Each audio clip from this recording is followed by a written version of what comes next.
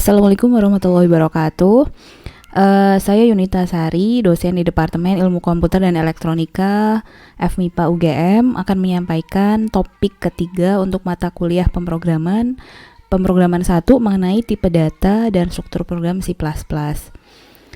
Oke, kita mulai ya. Jadi materi yang akan dipelajari dalam topik ini ada 4, terkait tipe data, kemudian variabel dan nilai, kemudian struktur program C++, dan juga mengenai konstanta. Dan mungkin nanti di belakang ada tambahan sedikit mengenai bitwise operator. Oke, yang pertama kita mulai dulu dari tipe data. Jadi ketika kita mulai menulis program ya nantinya dengan sebetulnya tidak selalu dengan bahasa C++, tapi dengan kebanyakan bahasa pemrograman, biasanya kita akan menggunakan beberapa macam data untuk menyelesaikan sebuah permasalahan. Nah, di sini biasanya komputer menggunakan cara yang berbeda-beda untuk memproses dan menyimpan data, sehingga tipe data biasanya harus diketahui terlebih dahulu. Nah, di sini fungsi dari tipe data itu untuk mendefinisikan yang pertama representasi internal dari data itu sendiri, kemudian jumlah memori yang perlu dialokasikan. Nah, di sini untuk C++, tipe data ini harus dideklarasikan di awal.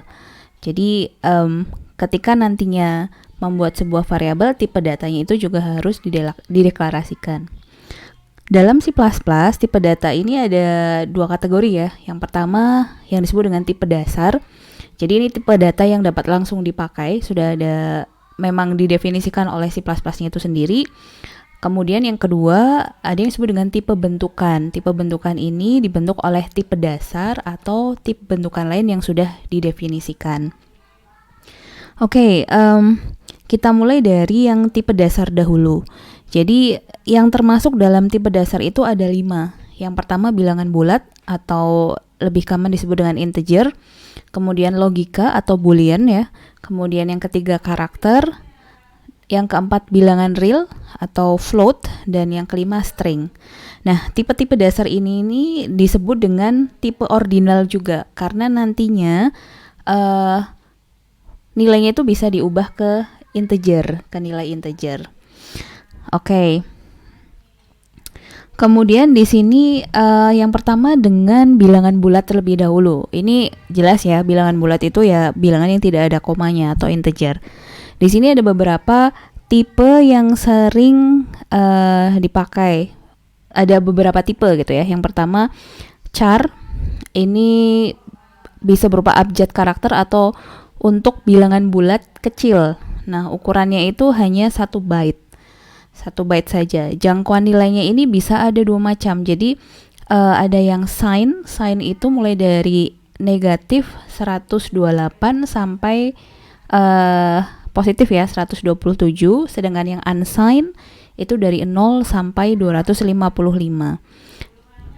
Jadi di sini jangkauan nilainya ini memang untuk tiap tipe data, jangkauan nilainya ini memang berbeda-beda, dan tipenya juga beda, ada yang signed dan ada yang unsigned. Jadi kalau yang signed itu mencakup bilangan negatif dan positif, sedangkan kalau yang unsigned hanya positif saja. Kemudian tipe yang kedua, ada yang disebut dengan short integer. Ini bilangan bulat dengan jangkauan pendek, ukurannya 2 bytes. Bisa dilihat ya, di sini lebih range-nya gitu, jangkauan nilainya itu lebih panjang dibanding dengan char tadi. Yang ketiga int atau integer, ini bilangan bulat, ukurannya 4 bytes. Sama juga di situ ada range untuk signed dan unsigned-nya. Kemudian ada long integer, ini bilangan bulat dengan jangkauan panjang, ukurannya 4 bytes juga.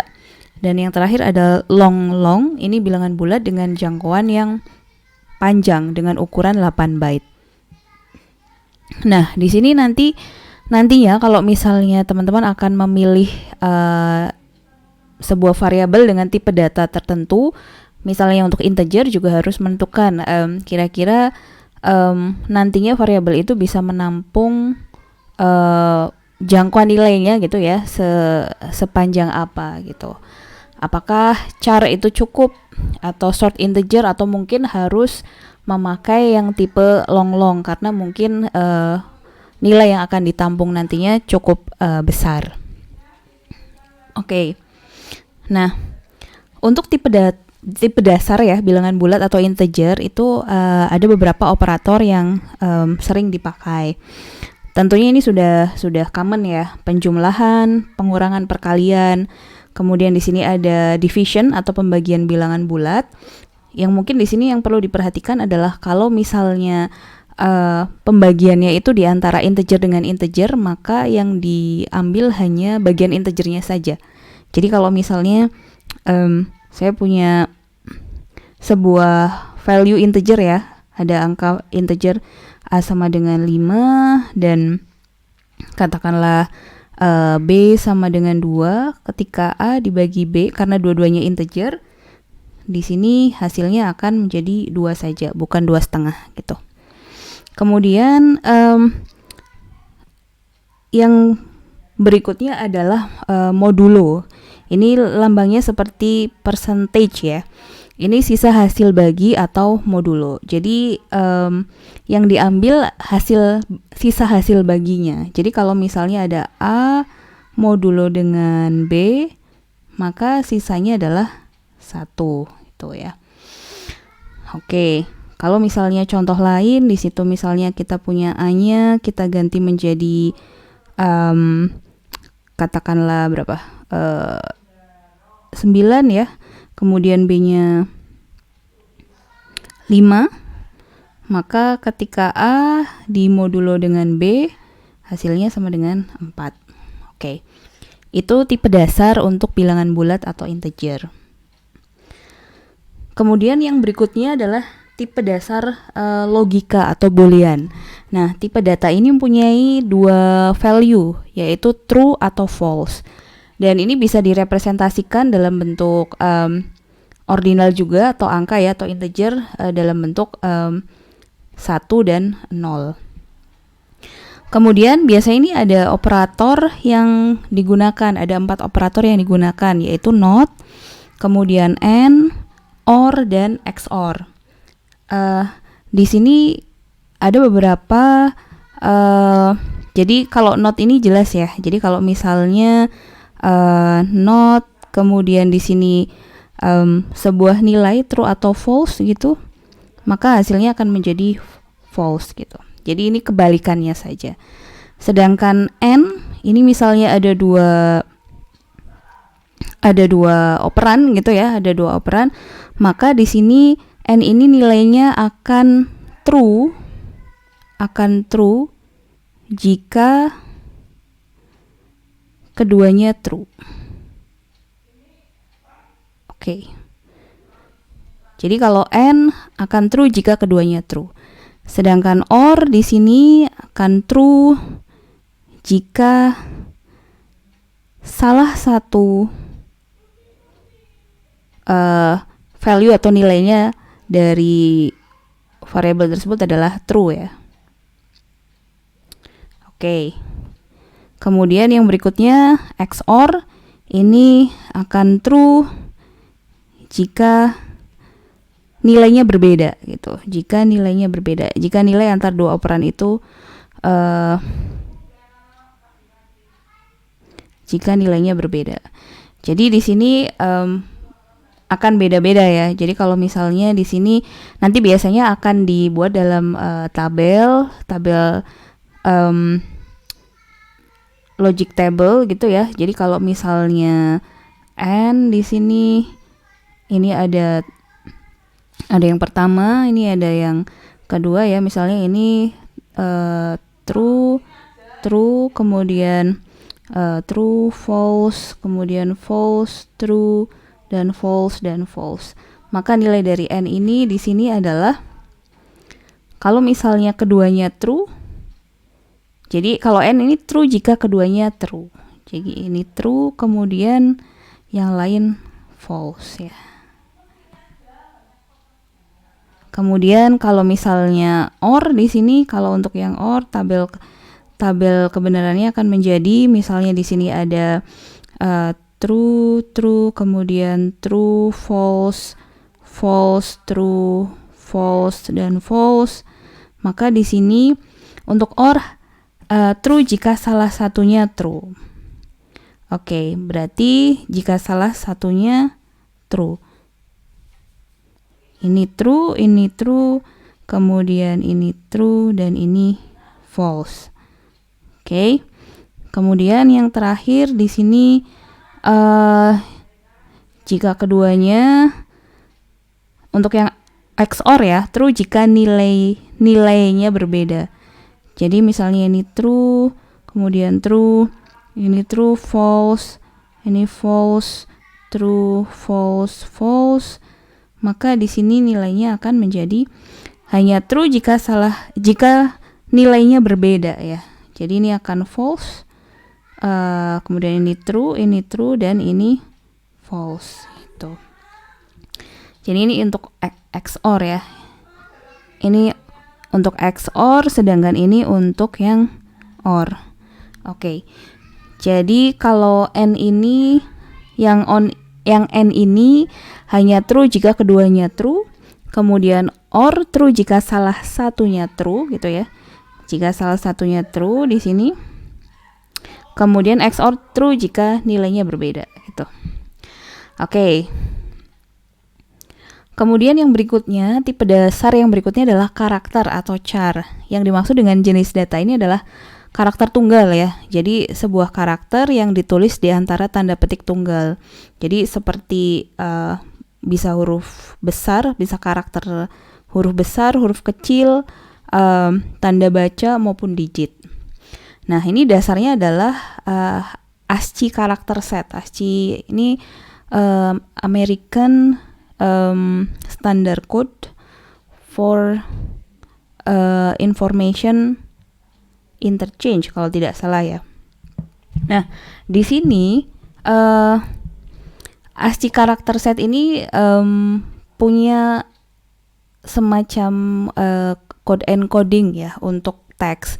Sehingga misalnya kalau di sini kita punya 032 pada tabel ASCII karakter set, ini menunjukkan karakter blank. Kemudian misalnya untuk kode yang lain, misalnya 48 ini menunjukkan 0, jadi karakter 0 ya. Kemudian 49 karakter 1, 65 karakter A, 66 karakter B, 97 A kecil, dan seterusnya. Nah, operasi yang dilakukan terhadap tipe karakter ini adalah operasi bisa juga perbandingan, jadi besar, kecil, dan seterusnya. Oke. Itu tipe dasar karakter. Berikutnya adalah tipe dasar bilangan real atau float. Jadi penulisan untuk jenis data ini selalu menggunakan titik desimal. Jadi ini tadi kalau bilangan bulat itu disebut integer ya. Kalau ini adalah jenis data yang selalu menggunakan titik desimal dalam penulisannya. Nah, kisarannya untuk nilai konstanta numerik real ini berkisar antara 1E38 sampai 1E plus 38. Ini dengan mantisa yang signifikan sampai dengan 11 digit. Nah, huruf E di sini menunjukkan nilai 10 pangkat gitu ya. Jadi menunjukkan 10 pangkat. Jadi kalau ini 10 pangkat 38, sedangkan ini 10 pangkat ini 10 pangkat minus 38, sementara ini 10 pangkat plus 38. Nah, sama ya, seperti bilangan integer. Ini operasi untuk jenis data ini terdiri dari penjumlahan, pengurangan, dan perkalian serta pembagian. Nah, sama tadi kalau yang pembagian di sini, pembagiannya juga untuk menghasilkan float harus bagi hasil, jadi bilangannya ya sama-sama float gitu. Jadi kalau misalnya kalau tadi integer dengan integer yang dihasilkan adalah hanya bilangan bulatnya saja. Nah, ini kalau misalnya sama-sama dari dua bilangan itu float gitu ya. Misalnya tadi contohnya adalah 5,0, kemudian B-nya jadi 2,0 gitu. Maka ketika A dibagi B, ini 5,0 dibagi dengan 2,0, hasilnya menjadi 2,5 gitu ya. Ini berbeda dengan yang tadi di integer. Kalau di integer komanya ini tidak ada. Oke. Ini tipe dasar bilangan real atau float. Nah,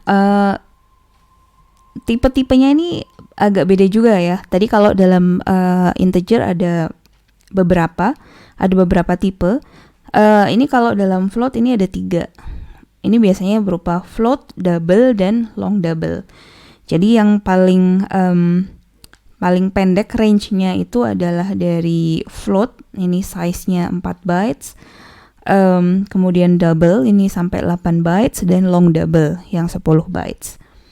Nah, untuk akurasi desimalnya ini juga berbeda-beda. Jadi tergantung kebutuhan ya. Kalau misalnya nanti mau memakai tipe yang mana tergantung dari kebutuhan komputasinya, apakah memerlukan variabel yang bisa menampung range value yang cukup besar gitu. Oke, berikutnya adalah tipe data string. Jadi tipe data string ini atau nilai data string merupakan urut-urutan dari karakter yang terletak di antara tanda petik tunggal. Nah, contohnya di sini ya, kayak misalnya kata belajar atau pemrograman. Jadi ada tanda petik tunggalnya. Jadi ini merupakan nilai konstanta string. Nah, operasi terhadap tipe string ini terdiri dari bisa operasi penyambungan operatornya dengan tanda plus di sini. Ini bisa untuk merging ya atau concatenating, menyambung dua nilai string.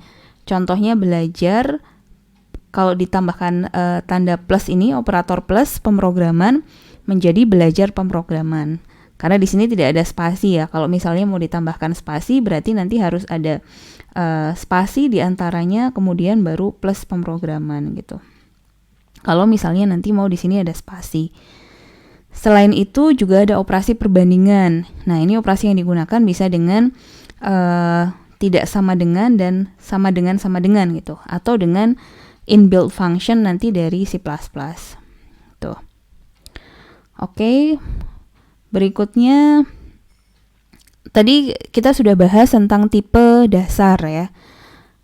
Berikutnya adalah tipe bentukan. Ini tipe yang didefinisikan sendiri oleh pemrogram. Jadi bukan tipe bawaan dari compiler C++-nya. Ada 2 macam tipe bentukan, yaitu tipe dasar yang diberi nama baru. Jadi contohnya ini type def ini ya. Ini untuk mendefinisikan tipe bentukan type def. Kemudian dari tipe dasar integer. Kemudian yang kedua, tipe bentukan yang kedua disebut dengan rekaman atau struct. Nah, ini nanti akan dipelajari di topik-topik selanjutnya. Oke, setelah kita tadi mengenal mengenai tipe data, berikutnya saya akan jelaskan mengenai nama atau identifier. Jadi nama ini diberikan kepada peubah atau variabel gitu ya. Istilahnya variabel, bisa juga konstanta, bisa tipe bentukan, tadi sudah dicontohkan ya, nama fungsi, dan nama prosedur. Jadi itu disebut dengan nama atau identifier. Nah, penamaan dari penamaan dari peubah, konstanta, tipe bentukan, dan lain ini ada aturannya, jadi tidak boleh sembarangan. Jadi yang pertama, diawali dengan huruf alfabet. Jadi ini harus diawali dengan huruf alfabet ya. Kemudian nama tidak boleh menggunakan reserved keywords dari C++. Nanti ada banyak ya, ada banyak reserved keywords dari C++ yang kata-kata itu tidak boleh digunakan sebagai untuk penamaan variabel dan konstanta dan lain-lain. Jadi sebagai contoh, tadi ada tipe-tipe data ya, reserved keywords untuk tipe data itu tidak boleh digunakan sebagai nama atau identifier. Kemudian berikutnya untuk aturan penamaan dalam C++ ini membedakan antara huruf besar atau kecil. Jadi yang disebut dengan case sensitive. Jadi beda ya kalau misalnya saya punya 2 variabel dengan nama yang persis sama, misalnya di sini saya tulis variabel 1 dengan variabel 1 ini ya. Walaupun secara bacaan sama, tetapi kalau di sini huruf V-nya ini ada yang besar dan ada yang kecil, ini dianggap sebagai dua variabel yang berbeda. Kemudian di sini yang berikutnya, nama tidak boleh mengandung operator aritmatika, operator relasional, tanda baca, dan spasi. Jadi boleh ya menggunakan alfabet atau karakter, digit itu boleh gitu. Jadi alfabet dan digit itu boleh, tapi di sini yang lain misalnya aritmatika, operator relasional, tanda baca, dan spasi itu tidak diperbolehkan. Oke. Kemudian tadi saya menyebutkan tentang variabel. Nah, variabel ini apa sih? Variabel ini adalah suatu identifier non-standar yang nilainya tidak tetap atau nilainya merupakan hasil dari sebuah proses. Jadi variabel yang dimaksud di sini ini sama dengan arti variabel yang mungkin teman-teman sudah sering dengar di aljabar atau di matematika ya. Nah, kalau dalam C++, dalam bahasa pemrograman C++, variabel ini harus didefinisikan terlebih dahulu sebelum digunakan dalam sebuah program. Karena mungkin nanti di bahasa pemrograman lain bisa jadi ada variabel yang tidak perlu didefinisikan terlebih dahulu ya, tipe datanya, dan atau tidak perlu didefinisikan di awal, langsung bisa dipakai. Nah, di sini ketika variabel didefinisikan, maka tipe data, ini tipe datanya juga harus dispesifikasikan. Tadi ya, jadi misalnya mau pakai tipe datanya apakah integer, dan integernya juga mau pakai yang short int, mau pakai int, mau pakai long int, dan seterusnya, atau mau pakai float. Nah, ini harus didefinisikan ketika variabel tersebut didefinisikan juga. Contohnya seperti ini. Jadi ini adalah deklarasi dari sebuah variabel. Caranya bisa bermacam-macam ya, sesuai dengan kebutuhannya. Jadi kalau misalnya hanya satu variabel yang dideklarasikan, sebagai contoh, saya hanya ingin mendeklarasikan sebuah variabel saja, maka sintaknya itu tipe data terlebih dahulu, kemudian diikuti dengan identifiernya. Jadi sebagai contoh di sini float kemudian diikuti dengan nama dari variabelnya yaitu my number. Jadi float ini adalah tipe data. Ini adalah tipe data ya. Tipe data, sedangkan my number ini adalah nama variabelnya. Dan jangan lupa di sini pakai semicolon atau titik koma gitu. Jadi biasanya statement dalam C++ ini harus selalu diakhiri dengan titik koma. Itu kalau hanya satu variabel. Kemudian jika lebih dari satu variabel dan masing-masing memiliki tipe data yang sama. Jadi kalau misalnya mau dideklarasikan 3 variabel tetapi tipe datanya sama. Nah, itu bisa dituliskan dalam satu baris sekaligus gitu ya. Jadi tidak perlu satu-satu. Seperti ini. Jadi contohnya sintaknya tipe data, kemudian ini adalah identifier 1, koma. Jadi dipisahkan dengan koma saja. Identifier 2 dan identifier 3. Kemudian jangan lupa diikuti dengan titik koma ya. Jadi seperti ini contohnya int a, b, c, titik koma. Berarti ini mendeklarasikan 3 variabel tapi tipe datanya sama ya, integer. Nah, kemudian yang terakhir jika beberapa variabel yang berbeda tipe datanya. Nah, maka di sini harus dibedakan per baris ya. Tipe data 1, sintaknya seperti ini, tipe data 1, identifier 1. Tipe data 2, identifier 2, dan seterusnya. Jadi contohnya ini, misalnya saya ingin mendeklarasikan 2 variabel, yang satu integer, yang satu float, maka yang integer ditulis terlebih dahulu. Urutannya terserah ya, bebas, tapi di sini harus deklarasinya satu line, satu variabel. Jadi int a, kemudian diikuti dengan titik koma, kemudian ganti line, float, my number, titik koma. Itu deklarasi dari variabel. Nah, beberapa catatan ya di sini. Tadi kita sudah mengenal kalau dalam tipe data integer itu ada beberapa tipe ya. Ada char, short, long, integer juga. Kemudian ini bisa berupa signed atau unsigned. Tadi kalau signed itu ada yang range-nya termasuk yang negatif, sedangkan kalau unsigned hanya yang positif saja. Nah, tipe signed dan unsigned ini bisa dispesifikasikan ketika deklarasi variabel. Jadi contohnya seperti ini ya. Unsigned sort int, kemudian number of sisters. Jadi ini unsigned adalah tadi sebagai penanda apakah dia termasuk bilangan positif atau negatif saja. Bilangan positif saja atau termasuk yang negatif ya. Kalau unsigned di sini berarti hanya positif saja, kemudian diikuti dengan tipe datanya yaitu sort in, kemudian diikuti dengan nama variabelnya. Begitu juga contoh yang kedua, sign, berarti ini ini yang positif dan negatif ya. Kemudian diikuti dengan int, kemudian baru nama dari variabelnya.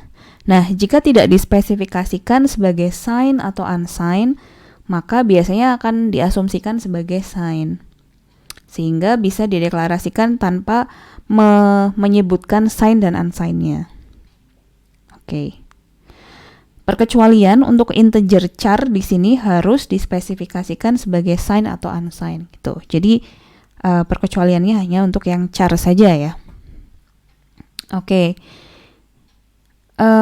Itu sedikit catatan ya tentang tadi deklarasi variabel.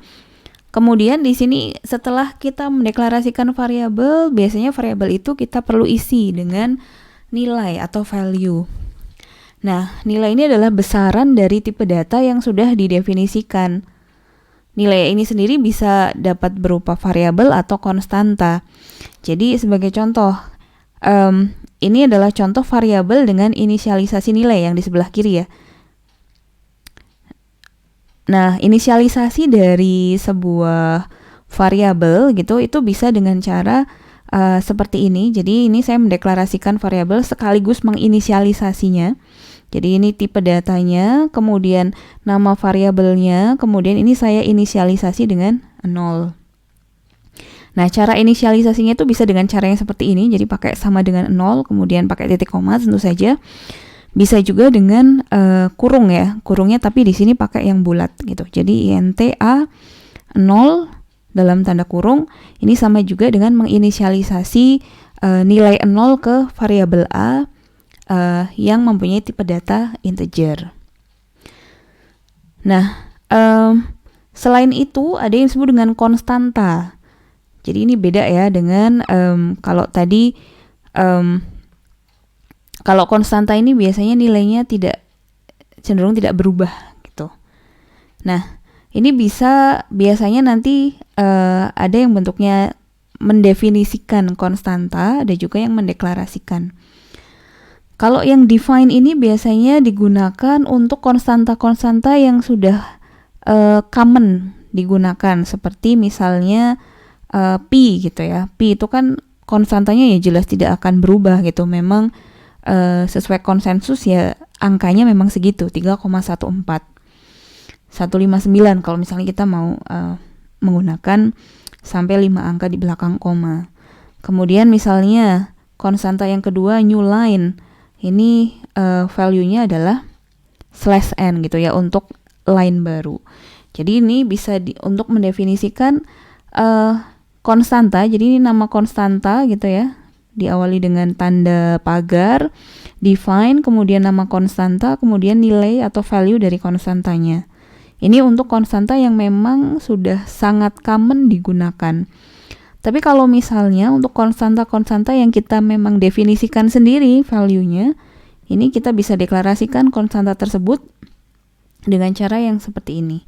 Jadi const ini menandakan bahwa ini konstanta, kemudian tipe datanya terlebih dahulu, kemudian diikuti dengan nama dari konstantanya, kemudian baru diisi dengan value. Value dari konstanta tersebut gitu. Oke. Nah, pengisian nilai ke variabel itu tadi kan kita sudah punya variabel, kita punya nilai. Nah, bagaimana sih cara mengisi nilai ke variabel? Ini bisa dilakukan dengan dua cara ya. Cara yang pertama itu pengisian secara langsung. Jadi variabel sama dengan nilai. Ini biasanya kemudian diikuti dengan titik koma ya. Contohnya di sini A sama dengan 5 titik koma. Ini berarti variabel A diisi dengan value 5. Atau misalnya variabel sama dengan variabel. Ini bisa juga seperti ini ya. Tidak langsung berupa value, tetapi contohnya variabel diisi dengan value dari variabel lain. A sama dengan B titik koma. Jadi variabel A diisi dengan value dari variabel B. Itu boleh. Atau misalnya tadi ya hasil dari sebuah operasi. Itu misalnya A sama dengan B plus 3, itu juga diperbolehkan. Kemudian yang kedua, pengisian nilai ke variabel itu bisa juga dengan pembacaan nilai dari piranti masukan. Jadi kalau dalam bahasa C++ untuk keperluan input atau membaca nilai itu digunakan identifier standar namanya cin gitu ya. Cin. Jadi sintaksnya itu berupa cin, kemudian di sini ada tanda seperti tanda lebih besar ya, ditulis 2 kali. Kemudian variabel input. Jadi cin A, B, C ini berarti membaca dari piranti masukan ya, dari apa yang dimasukkan oleh user melalui keyboard, kemudian dimasukkan ke dalam variabel input, yaitu di sini pakai variabel A, B, dan C. Oke. Berikutnya mengenai nilai adalah tentang ekspresi. Jadi ekspresi ini merupakan kumpulan dari operan-operan. Jadi tadi ya bisa berupa bilangan, konstanta, variabel, dan lain-lain yang bersama-sama dengan operator ini membentuk suatu bentuk aljabar dan menyatakan suatu nilai. Nah, ekspresi ini dalam bahasa C++ ada 2 macam. Ekspresi numerik atau aritmatika yang pertama. Ini mungkin sudah common ya, sudah sering diketahui. Jadi suatu ekspresi yang menghasilkan nilai numerik atau aritmatika. Jadi contohnya di sini ada sebuah rumus dalam tanda kurung B kali B dikurangi 4 kali A kali C, kemudian dibagi dalam tanda kurung 2 kali A kurung tutup dibagi 2 kali A. Jadi ini ekspresi numerik jika A, B, dan C adalah bilangan atau variabel bernilai numerik ya. Yang kedua, ada yang disebut dengan ekspresi boolean atau ekspresi logika. Jadi ekspresi ini menghasilkan nilai boolean atau logika, atau tadi ya nilainya bisa true dan atau false. Contohnya, misalnya di sini ada upah kurang dari 1000. Ini 1000-nya dalam bentuk float ya. Adalah ekspresi boolean. Jadi upah adalah variabel yang bernilai real. Kemudian yang kedua di sini misalnya IPK lebih besar sama dengan 3.0 adalah ekspresi boolean ya, ekspresi boolean. Jadi IPK adalah variabel bernilai real juga karena di sini ada desimalnya ya. Kemudian level sama dengan 10. Ini juga ekspresi boolean. Ini level adalah variabel bernilai integer. Jadi hasilnya itu bisa berupa true atau false ya, sesuai dengan kondisinya. Jadi kalau misalnya di sini katakanlah nilai dari level ini 10 juga, jadi 10 apakah sama dengan 10, maka hasilnya true. Tapi kalau misalnya nilai dari level ini 9 gitu, 9 kan tidak sama dengan ya, tidak sama dengan 10. Maka ekspresi ini nanti hasilnya akan false. Begitu. Kemudian kalau tadi kita sudah belajar tentang cin. Nah, kalau misalnya kita ingin menuliskan nilai ke piranti keluaran, ini kita bisa menggunakan identifier standar yang namanya cout. Kalau tadi kan cin ya. Nah, pada setiap keluaran juga ada fungsi untuk pindah ke baris baru atau new line yang nanti akan menggunakan ekspresi namanya n-line gitu. N disingkat dengan INDL ya. Nah, bentuk umum penulisannya atau sintaknya ini jadi cout, kemudian kalau tadi kan dalam in pakai tanda lebih besar, kalau ini seperti tanda lebih kecil ya. Tanda lebih kecil 2 kali. Kemudian variabel outputnya, jadi diikuti dengan variabel outputnya, kemudian n-line. Jadi contohnya cout luas lingkaran ini kurang ya. Jadi harus ada, kalau ini adalah bagian dari stringnya, jadi luas lingkaran adalah, kemudian diikuti dengan ini variabel yang akan dikeluarkan atau dicetak, kemudian ada ekspresi n-line ini untuk pindah ke new line. Jadi nantinya keluarannya akan berupa luas lingkaran adalah value dari luas ini ya, gitu. Oke. Itu tadi mengenai nilai. Nah, kemudian kita akan mengenal sedikit mengenai struktur program C++ ya. Dari tadi kita sudah bicara tentang tipe data, variabel, kemudian nama atau identifier, kemudian cara mengisi nilai ke variabel, kemudian ada standar input-output. Di sini kita akan mengenal sedikit tentang struktur program C++. Jadi ini contoh program yang paling sederhana, istilahnya paling common namanya Hello World gitu ya, program Hello World. Nah, di sini ada beberapa struktur ya. Kalau misalnya teman-teman bisa lihat, saya sudah menandai untuk setiap line-nya itu apa. Jadi ini ada beberapa part ya, yang diawali dengan command line, kemudian ada kepala program ini yang include IOStream ini disebut dengan kepala program atau header. Kemudian di baris ketiga itu using namespace std ini untuk memanggil standar C++ library. Kemudian di sini kita punya main function ya. Jadi diawali dengan int main, kemudian ada kurung buka kurung tutup, tapi di sini pakai kurung buka kurung tutup yang bulat, diikuti dengan kurung buka dan kurung tutup yang pakai curly bracket ya. Ini disebut dengan main function gitu. Jadi dari int sampai kurung tutup yang curly. Nah, ini yang int main ini disebut dengan awal dari main function. Kemudian di dalamnya ini misalnya kita sebagai contoh ini mencetak kata atau kalimat hello world, ini disebut dengan C++ statement. Kemudian yang terakhir di sini biasanya ada return statement ya, yang berfungsi untuk mengakhiri main function. Oke, kita bahas satu-satu ya. Jadi yang pertama tadi di awal kita punya command line. Command line ini adalah bagian dari program yang tidak akan dieksekusi. Jadi kalau dalam C++, command line ini diawali dengan 2 tanda slash ini ya. Jadi 2 tanda slash di sini biasanya kalau nanti pakai IDE warna dari comment ini akan beda gitu ya dengan baris lain dalam program C++ yang akan dieksekusi. Jadi kalau comment ini tidak akan dieksekusi dan diawali dengan 2 tanda slash. Fungsinya apa comment ini? Comment ini biasanya digunakan untuk memberikan penjelasan singkat mengenai kode yang akan ditulis.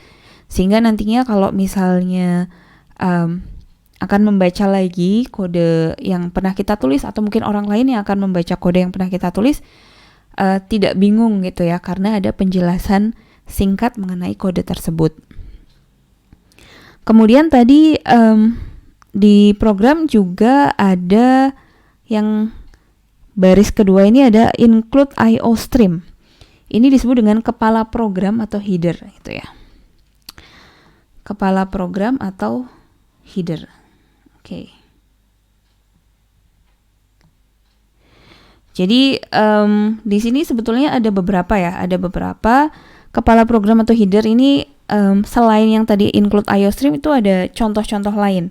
Jadi seperti include stdio.h atau include tadi IOStream ya yang sudah dicontohkan, dan sebetulnya ada beberapa header yang lain juga yang common digunakan di C++.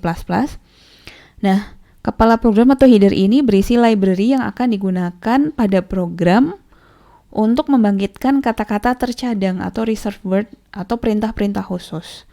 Jadi fungsinya beda-beda gitu ya yang kepala program ini. Sebagai contoh, kalau tadi ada IO stream, include IO stream, ini untuk membangkitkan perintah seperti cin dan cout gitu. Jadi kalau misalnya kita mau pakai standar input output yang cin dan cout, ya include IO stream ini harus selalu ada dalam program C++ kita. Kemudian include stdio.h ini membangkitkan perintah atau kata tercadang seperti scanf, printf, getchar dan lain-lain gitu. Kemudian yang berikutnya tadi di line ketiga ada yang disebut dengan using namespace std. Ini ekspresi untuk memanggil standar library C++. Oke, dan kemudian diikuti dengan main function ya. Tadi sudah saya jelaskan sedikit. Ini merupakan bagian pernyataan dalam C++. Jadi biasanya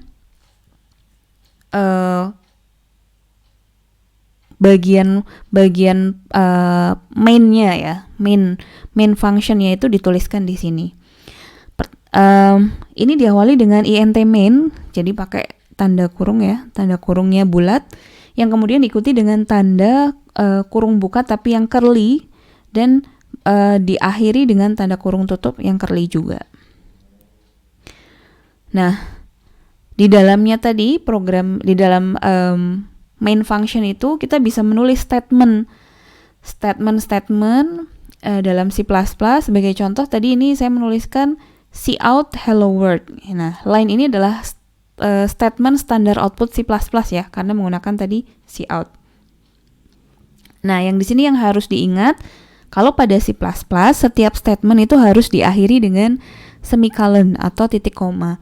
Ini hati-hati karena biasanya kadang kelihatan sepele gitu, tapi suka lupa, kemudian suka membuat program yang kita tulis menjadi error.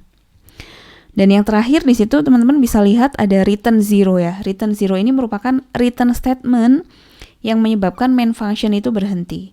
Jadi kode return 0, jadi kalau misalnya yang di return nilainya adalah 0, ini menandakan bahwa program yang kita buat berjalan sesuai ekspektasi tanpa adanya error ketika dieksekusi.